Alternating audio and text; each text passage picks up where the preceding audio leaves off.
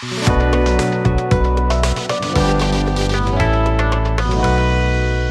Student, डीएनजे academy में आपका स्वागत है।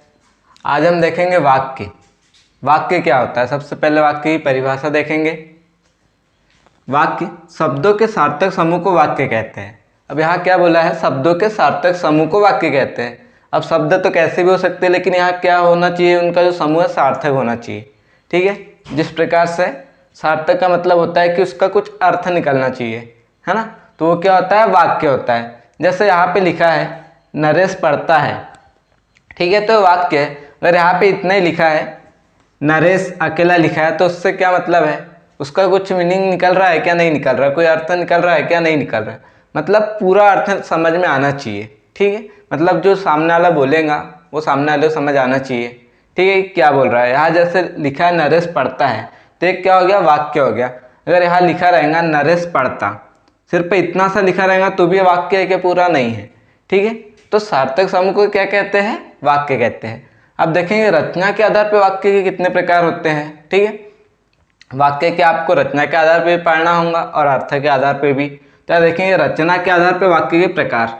तो रचना के आधार पर वाक्य के कितने प्रकार होते हैं, 3 प्रकार। ठीक है, इसको याद रखना है तो आप इस प्रकार से भी देख सकते हो। यहाँ क्या लिखा है, रचना, देखो र, च और न, ये 3 हो गया आपके पास में।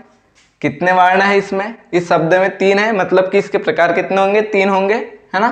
रचना के आधार पर वाक्य कितने प्रकार होंगे, 3 प्रकार होंगे। कौन कौन से, तो देखेंगे सरल, साधारण वाक्य। ठीक है, जो पहला है उसको सरल या फिर साधारण वाक्य बोल सकते हो।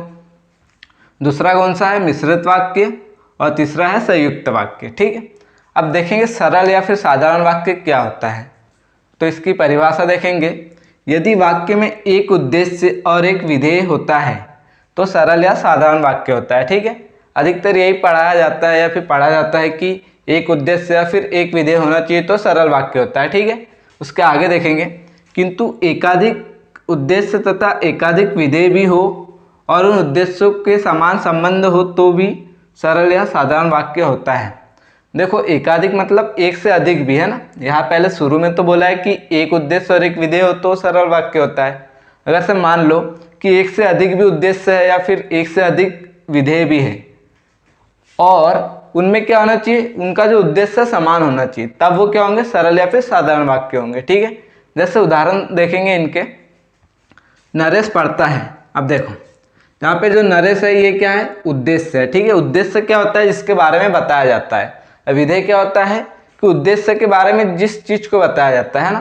यहाँ पे उद्देश्य क्या है, नरेश हो गया, और पढ़ता क्या हो गया, आपका विधेय हो गया। तो यहाँ पे देखो नरेश आपका एक उद्देश्य हो गया और पढ़ता आपका एक विधेय हो गया। तो पहली लाइन लिखी है कि एक उद्देश्य और एक विधेय होना चाहिए, मतलब कि ये कौन सा वाक्य होगा आपका, सरल या फिर साधारण वाक्य होगा। ठीक है, अब दूसरा देखेंगे, नरेश और रमेश पढ़ता है। अब देखो यहाँ पे नरेश और रमेश क्या हो गया, आपके उद्देश्य हो गए, मतलब एक से अधिक उद्देश्य हो गए, एकाधिक उद्देश्य। ठीक है, एक उद्देश्य ये हो गया आपका नरेश और एक उद्देश्य आपका रमेश हो गया। ठीक है, यहाँ पे कितने उद्देश्य हो गए, 2 उद्देश्य हो गए। और विधेय पढ़ता, देखो इनका दोनों उद्देश्य जो है उनका क्या है, एक उद्देश्य या फिर संबंध सेम है कि दोनों क्या कर रहे हैं, पढ़ रहे हैं, है ना।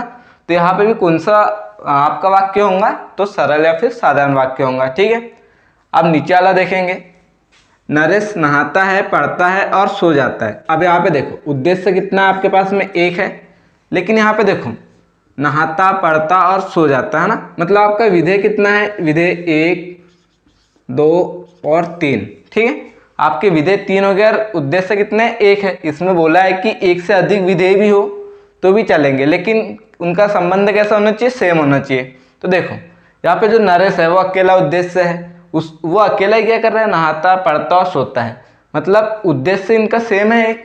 ठीक है, अकेले नरेश के बारे में बात की है, तो यहाँ भी कौन सा वाक्य होगा आपका, सरल या फिर साधारण वाक्य। इसको सिंपल सा इसी प्रकार से समझ सकते हो आप कि जिसमें एक उद्देश्य या फिर एक विधेय हो।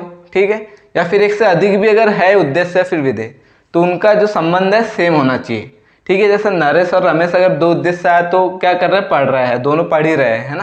अगर यहाँ बोला जाए कि नरेश पढ़ता है और रमेश खेलता है तो वो सरल वाक्य नहीं होगा। ठीक है ना। तो अब हम देखेंगे मिश्रित वाक्य। मिश्रित वाक्य क्या होता है, जहाँ पर एक से अधिक सरल वाक्य एक दूसरे पर आश्रित हो वह मिश्रित वाक्य होता है। देखो यहाँ क्या बोला है, एक या एक से अधिक सरल वाक्य होना चाहिए, ठीक है, और कैसे होना चाहिए, एक दूसरे पर आश्रित होना चाहिए, एक दूसरे पर आश्रित, ठीक है, या फिर मतलब एक दूसरे पर डिपेंड होना चाहिए। जैसे उदाहरण देखेंगे, नरेश पढ़ता है तब रमेश पढ़ता है। अब यहाँ क्या बोला है, नरेश पढ़ता है तब रमेश पढ़ता है, यहाँ तब आ गया है ना। इससे क्या हो रहा है कि याला जो आपका सरल वाक्य है कि नरेश पढ़ता है सरल वाक्य हो गया, और एक ये भी हो गया रमेश पढ़ता है, दोनों कैसे हो गए, सरल वाक्य हो गए।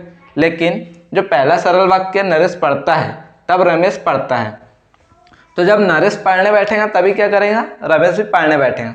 मतलब कि इस वाक्य पे याला वाक्य कैसा है, आश्रित है, ठीक है, मतलब ये कौन सा वाक्य हो गया आपका, मिश्रित वाक्य हो गया, ठीक है। या फिर देखा जाए कि नरेश गाना गाता है तब रमेश नाचता है, ठीक है, मतलब एक दूसरे पर क्या है, आश्रित है, ठीक है। जब रमेश क्या करे, ये नरेश क्या करेगा, गाना गाएगा, तभी क्या करेगा, रमेश नाचेगा। या फिर जब नरेश पढ़ता है तभी रमेश क्या करेगा, पढ़ेगा। तो ये एक दूसरे पर आश्रित है, मतलब कौन सा वाक्य होगा, ये मिश्रित वाक्य होगा। अब देखेंगे थर्ड वाला संयुक्त वाक्य, जहाँ पर एक से अधिक सरल वाक्य स्वतंत्र हो वहाँ संयुक्त वाक्य होता है। देखो यहाँ भी एक से अधिक वाक्य होंगे, है ना, सरल वाक्य होंगे, लेकिन कैसे होंगे, आपस में स्वतंत्र होंगे, एक दूसरे से कोई लेना देना नहीं होगा, है ना, ठीक है। यहाँ आश्रित होते हैं, यहाँ कैसे होते हैं, स्वतंत्र होते हैं। जैसे नरेश पढ़ता है और रमेश खेलता है, नरेश पढ़ाई कर रहा है और रमेश क्या कर रहा है, खेल रहा है ना, मतलब दोनों एक दूसरे पर आश्रित है क्या, नहीं है। देखो यहाँ पे क्या है, तब है, और यहाँ पे क्या है, और है ना।